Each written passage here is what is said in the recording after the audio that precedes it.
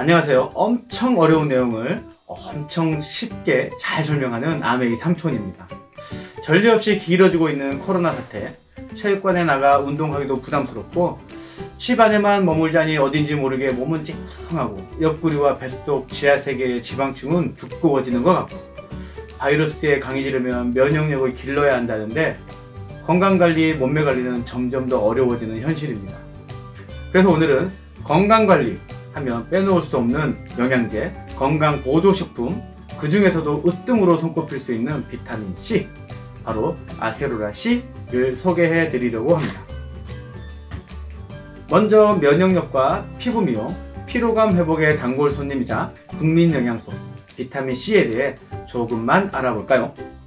비타민C는 노벨상을 2번이나 수상한 라이너스 폴링 박사에 의해 처음 알려졌습니다. 1980년대에는 비타민C는 경구 투여하면 효과가 없다. 다시 1990년대에는 주사제를 통해 혈중 농도를 올리면 효과가 있다. 다시 2000년대에는 아연, 다른 비타민, 미네랄을 함께 경구 투여하면 효과가 있다. 이렇게 비타민C는 오랜 역사와 효능에 대해 아직까지도 많은 논란이 있는 건 사실입니다. 어떠한 기준으로 얼만큼 섭취하는 것이 가장 잘 섭취하는 것일까요? 최근에도 하루 섭취량을 가지고 상반되는 이야기가 나오기도 했는데요. 비타민C는 하루 500mg 이상 먹을 필요가 없다와 충분히 섭취해야 한다 입니다. 혈중의 비타민C 농도는 500mg에서 추가로 섭취를 하더라도 더 이상 올라가지 않는 것을 확인할 수 있습니다. 이 때문에 비타민C는 하루 500mg 이상 먹어도 효과가 없다라는 이야기가 나오는 것이죠. 하지만 그래프에서 보는 것처럼 비타민C는 혈중에서보다 세포 속 그중 백혈구 내의 농도가 더 중요하기 때문에 충분히 많은 양의 비타민C를 섭취해야 한다는 2019년 연구 결과도 있습니다. 2000mg 복용 시 최대 2.4배까지도 비타민C 농도가 올라가는 것을 확인할 수 있습니다.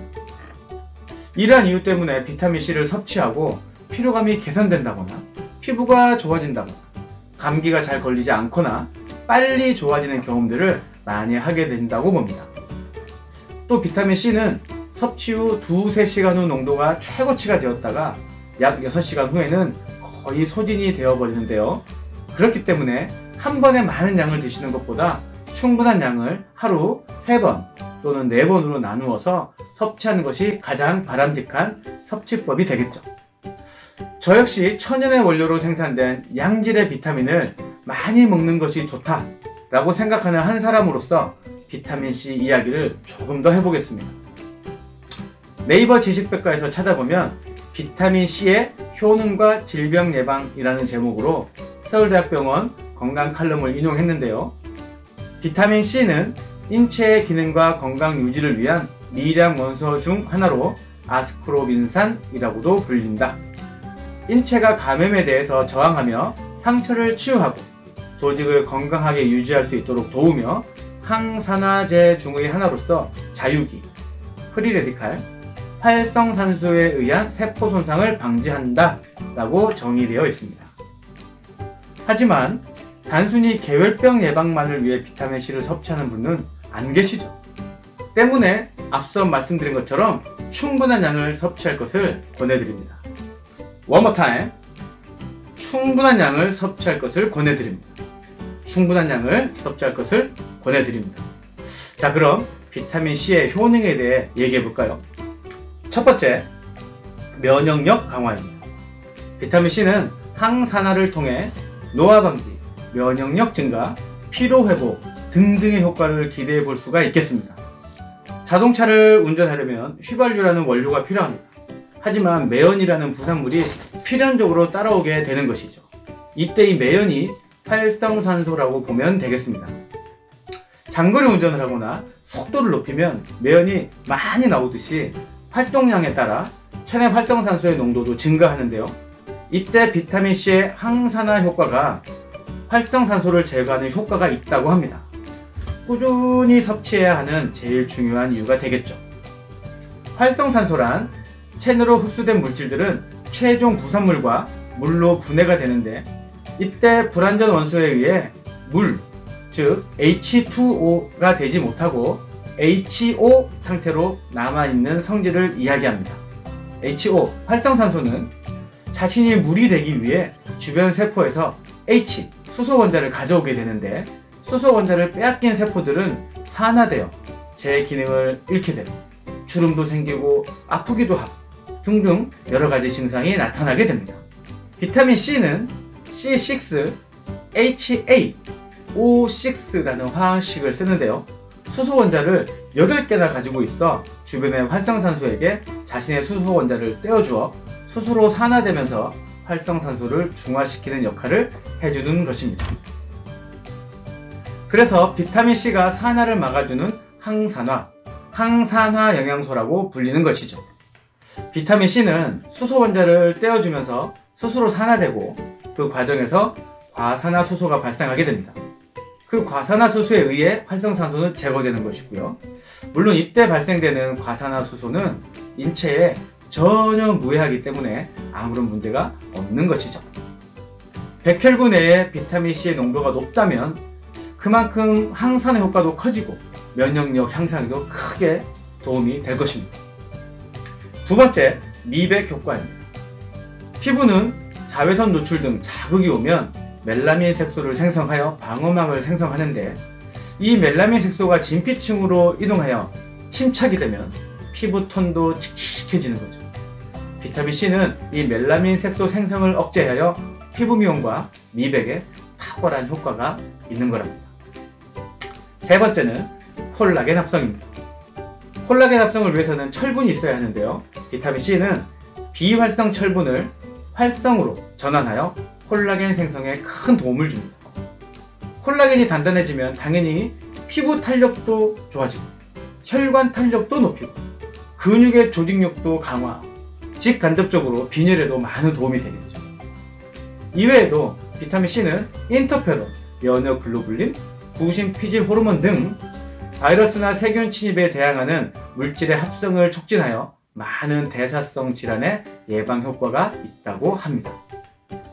완전 만병통치약과 견줄 만큼 많은 효능들이 있겠지만, 건강관리를 위해 정말 좋은 영양소, 완전 필수템이라는 말로 대표하며 마무리하겠습니다. 이렇게 중요한 비타민C 아무거나 먹을 수는 없겠죠? 자, 그럼 오늘의 주인공 아세로라 C에 대해 이야기해 보겠습니다. 첫 번째로 1956년 훌륭한 비타민C 보급원인 아세로라 체리의 연구를 시작했습니다.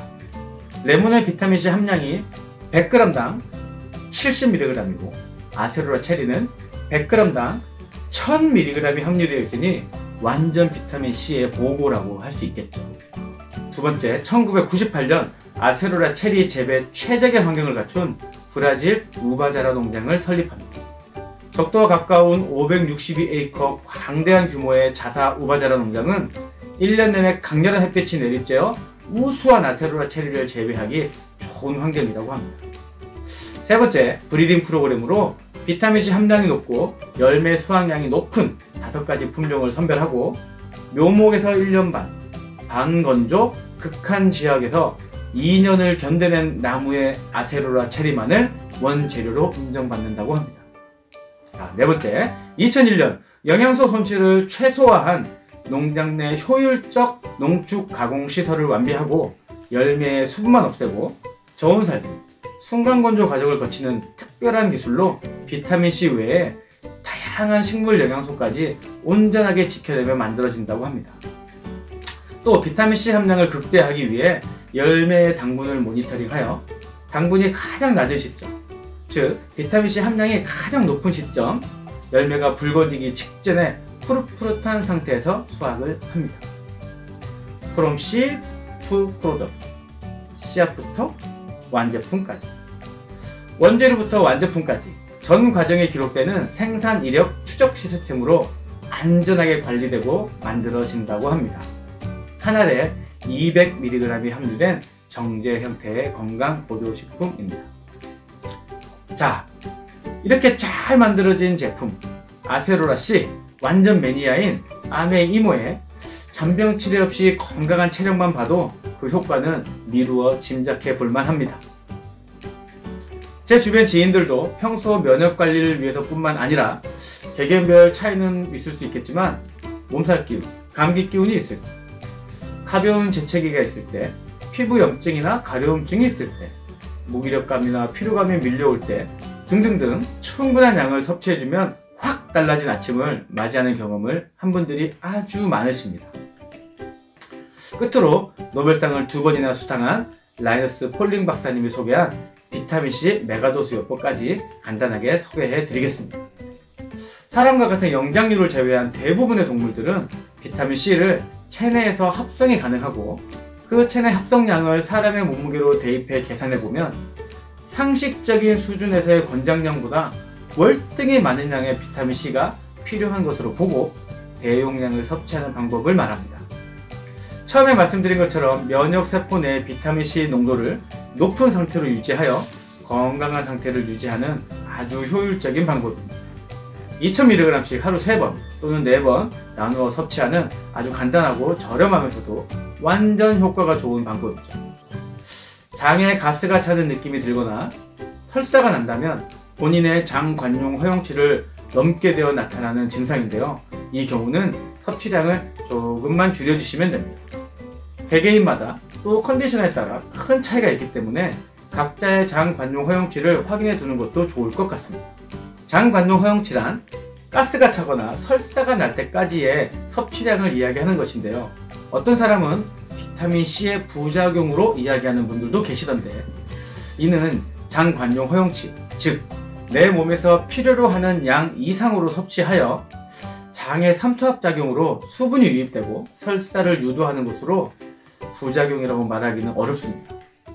사람마다 다르고 컨디션마다 다르기 때문에 본인이 직접 경험해 보는 것도 좋을 것 같습니다. 저 같은 경우는 컨디션이 좋을 때 6000mg 정도 먹으면 가스도 좀 차는 것 같고 설사는 아니더라도 조금은 무름변을 보기도 합니다. 감기 기운이 있거나 컨디션이 안 좋은 날은 1000mg을 먹어도 가스나 설사의 증상이 없습니다.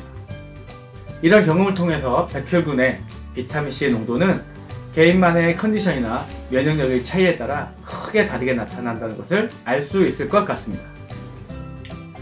지난 그 어느 시기보다도 면역력의 중요성이 강조되고 있는 요즘, 비타민C! 아메이 아세로로 C와 함께 더 건강하고 즐거운 생활 하셨으면 합니다. 지금까지 아메이 삼촌이었습니다.